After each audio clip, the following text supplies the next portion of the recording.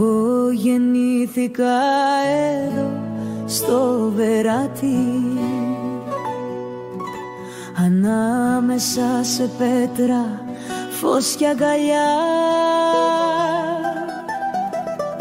Τα παιδικά μου όνειρα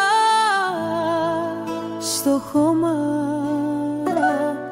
στις γειτονιές τους φίλους, στη βροχή και τη φωτιά.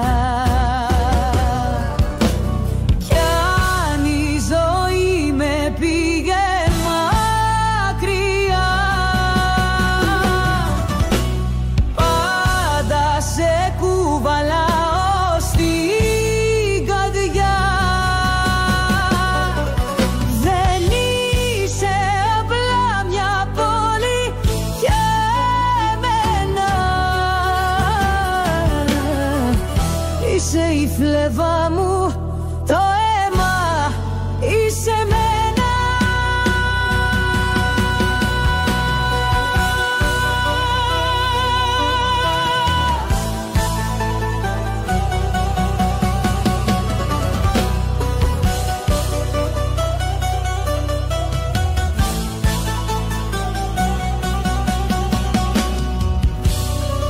Θυμάμαι τη φωνή της μάνας μου το βράδυ,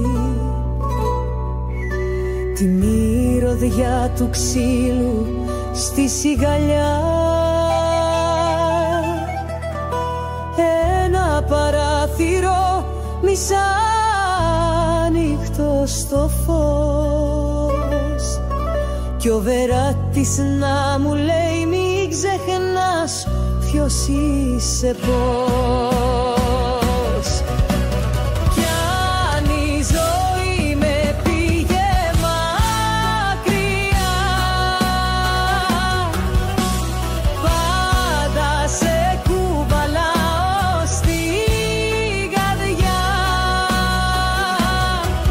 Δεν είσαι απλά μια πόλη για εμένα, είσαι η φλέβα μου, το αίμα, είσαι εμένα. Δεν είσαι μόνο το μέρος που γεννήθηκα, είσαι αυτό που έγινα. Και κάθε φορά που σε σκέφτομαι είμαι πάλι παιδί. Βεράτι μου, στα μάτια σου ξανά βλέπω το φως που με έφερε ως εδώ. Δεν σε ξέχασα ποτέ μου ούτε στιγμή. Εγώ είμαι εσύ και εσύ,